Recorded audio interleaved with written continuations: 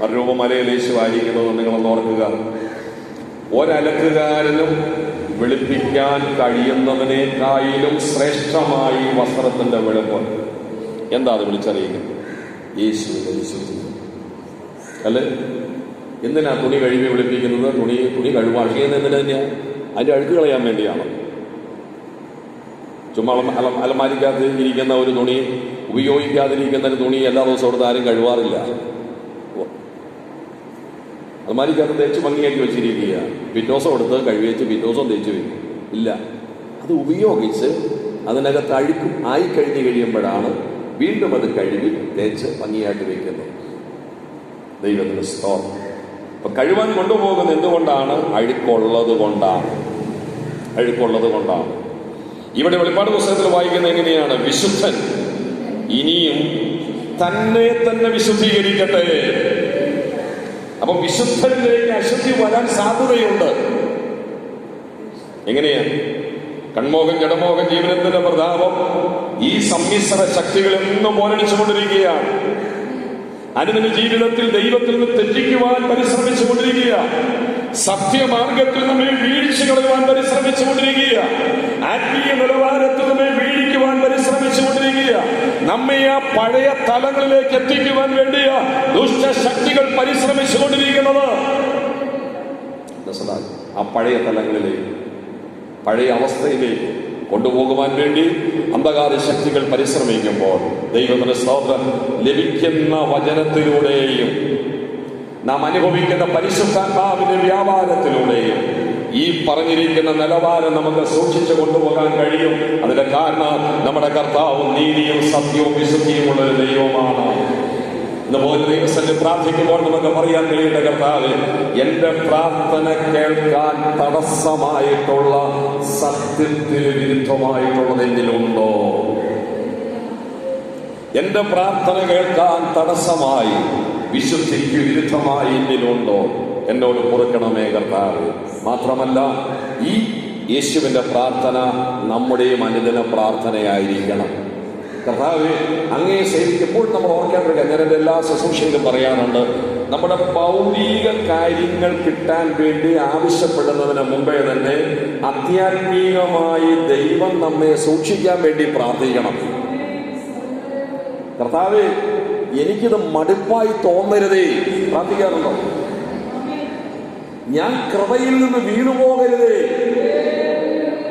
എന്ത് 5 കൊല്ലം 10 കൊല്ലം കഴിഞ്ഞ് ആളുകൾ വീണു പോകുന്നതിന്റെ കാരണം? ആരാധനാലയം വേണ്ട, കൂട്ടായ്മ വേണ്ട, ഭാഷ കാണാൻ വേണ്ട. ഒരു കാലത്ത് ഭാഷയ്ക്ക് വേണ്ടി ഇങ്ങനെ വിളിച്ചുകൊണ്ട് നടന്നവരാണ്. പാസ്റ്റർ തല്ലിയാൽ തല്ലുന്നവരെ ഞാൻ കൊല്ലുമെന്ന് പറഞ്ഞുകൊണ്ടിരുന്നവര് പിന്നീട് വന്നു കഴിയുമ്പോൾ പാസ്റ്റർ അയാളെ വഴിക്കുമ്പോട്ടെ എന്ന് പറഞ്ഞു പിന്നെ അവരെ പഴയ തലങ്ങളിലേക്ക് പോകുക. അല്ലെങ്കിൽ വിശ്വാസം അവളോട് ചോർന്നു നിന്ന് ഒരുമിച്ച് പാടി, ഒരുമിച്ച് പ്രാർത്ഥിച്ചു, ഒരുമിച്ച് ഉപവസിച്ചു, ദൈവനാമത്തിന് വേണ്ടി കുറെ കഴിയുമ്പോൾ മടുത്തുപോയി. എത്രയെത്ര ആളുകളെ നമുക്കറിയാം. ദൈവത്തിന്റെ സ്തോത്രം. പക്ഷെ നിങ്ങളുടെ ഉള്ളിൽ ക്ഷീണിച്ച് മടുക്കാതിരിക്കാൻ വേണ്ടി ദൈവസന്നിധിയിൽ എന്ത് ചെയ്യണം? കർത്താവിനോട് പ്രാർത്ഥിപ്പാനിടയായിരിക്കണം.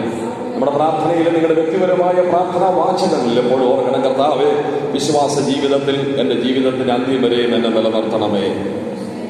സത്യമാർഗത്തിൽ എന്നെ എന്നും നിലനിർത്തണമേ. വിശുദ്ധ ജീവിതത്തിൽ എന്നെ എന്നും നിലനിർത്തണമേ. എന്റെ ആരാധന മനോഭാവം കുറഞ്ഞു പോകാതെ കർത്താവേ, അവിടുത്തെ പരിശുദ്ധാത്മാവിലേക്ക് തുണ നിൽക്കണമേ. ആത്മീയ കാര്യം പറഞ്ഞിട്ടും മതി ഭൗതിക കാര്യം. ഇത് ആത്മീയ കാര്യം കേൾക്കാനേ ഇല്ല. എല്ലാവരും പറഞ്ഞു കേൾക്കാറുണ്ടോ? ആ തുറക്കുമ്പോഴേ തന്നെ ഭൗതികം ഭൗതികം ഭൗതികം. തായോ തായോ തായോ തായോ തായോ. കർത്താവേ, എനിക്ക് വീടിന്റെ കർത്താവേ, എനിക്ക് പിള്ളേര് അങ്ങനെ വേണം, ഇങ്ങനെ വേണം, അത് വേണം, ഇത് വേണം, അത് വേണം, ഇത് വേണം, ഇത് വേണം. വേണ്ടാന്നുള്ളതല്ല, ദൈവം തരാൻ കഴിവുള്ളവന്. മുമ്പേ അവന്റെ രാജ്യവും നീതി അന്വേഷിപ്പിൻ, അതോടുകൂടെ ഇതൊക്കെയും തരാൻ ദൈവം കഴിവുള്ളവനാണ്. ആത്മീയമായി ഒന്നും വളർന്നു കഴിയുമ്പോൾ, ആത്മീയമായി ഒന്ന് ബലപ്പെട്ട് കഴിയുമ്പോൾ, നമ്മുടെ പ്രാർത്ഥനാ ജീവിതം ഒന്നുകൂടി ഒന്ന് പുഷ്ടിപ്പെട്ട് കഴിയുമ്പോൾ, നമ്മുടെ ആരാധന ജീവിതം ഒന്നുകൂടെ ഒന്ന് ചൈതന്യപ്പെട്ട് കഴിയുമ്പോൾ, നമ്മിലുള്ള സത്യത്തിന്റെ മാർഗം ഒന്നുകൂടെ തെളിവായി വന്നു കഴിയുമ്പോൾ, ആ വിശുദ്ധിയുടെ മാർഗം ഒന്നുകൂടെ തെളിവായി വന്നു കഴിയുമ്പോൾ, നമുക്ക് തരേണ്ടത് തരാൻ ദൈവം കഴിവുള്ളവനാണ്. അവൻ വിശ്വസ്തനായ ദൈവമാണ്. അവൻ ആർക്കും കടക്കാരനല്ല, അവൻ ആർക്കും ബാധ്യതയല്ല.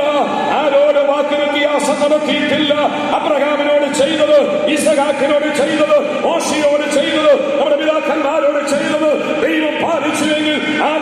പറയാൻ കഴിയട്ടെ, എനിക്ക് തന്ന വാഗ്ദത്തം പാലിപ്പാൻ എന്റെ ദൈവം കഴിവുള്ളവനാണ്. വാഗ്ദത്ത നിവർത്തിക്ക് വേണ്ടി ഞാൻ എന്ത് ചെയ്യണം? നീതിയുടെ മാർഗത്തിൽ, നേരിന്റെ മാർഗത്തിൽ, സത്യത്തിന്റെ മാർഗത്തിൽ, വിശുദ്ധിയുടെ മാർഗത്തിൽ ദൈവത്തിന് വേണ്ടി നിൽക്കുമ്പോൾ എനിക്ക് വേണ്ടി പ്രവർത്തിപ്പാൻ ദൈവം കഴിവുള്ളവനാണ്. ബൈബിളിൽ വാക്യമുണ്ട്, നീ നേരുള്ളവനാണെങ്കിൽ അവൻ നിനക്ക് വേണ്ടി ഉണർന്നു വരും. യോബിന്റെ പുസ്തകത്തിൽ കിടക്കുന്നത് വായിക്കാൻ സമയമില്ല. നീ നേരുള്ളവനാണെങ്കിൽ അവൻ നിനക്ക് വേണ്ടി ഉണർന്നു വരും. നീ സത്യമുള്ളവനാണെങ്കിൽ അവൻ നിനക്ക് വേണ്ടി രംഗത്ത് വരും. ഹല്ലേലൂയ. നമ്മുടെ പാതയിൽ വിശുദ്ധിയുടെ പാതയാണെങ്കിൽ ഇല്ല, കൈവിട്ടപ്പെടത്തില്ല. ദൈവത്തിന്റെ സ്തോത്രം.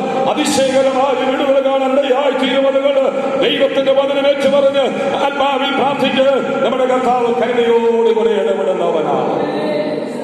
യേശു തന്റെ ജനത്തിന് വേണ്ടി, ശിഷ്യന്മാർക്ക് വേണ്ടി പ്രാർത്ഥിച്ചപ്പോൾ പറഞ്ഞല്ലോ, ദൈവമേ നിന്റെ വചനം സത്യമാണ്. ആ സത്യവചനത്തിന്റെ അടിസ്ഥാനത്തിൽ ഒരു സത്യത്താൽ വിശദീകരിക്കണമേ. നമ്മുടെ ജീവിതത്തിൽ നമ്മുടെ പ്രാർത്ഥന അതായിരിക്കട്ടെ, നമ്മുടെ ദിനചര്യയിലെ പ്രതീക്ഷകൾ അതായിരിക്കട്ടെ. കർത്താവേ, സത്യവും വിശുദ്ധിയോടും കൂടി എൻ്റെ ക്രിസ്തീയ ജീവിതം സമ്പുഷ്ടമാക്കി കൊണ്ടുപോകാൻ ആവശ്യമായ കൃപകൾ എനിക്ക് നൽകണമേ.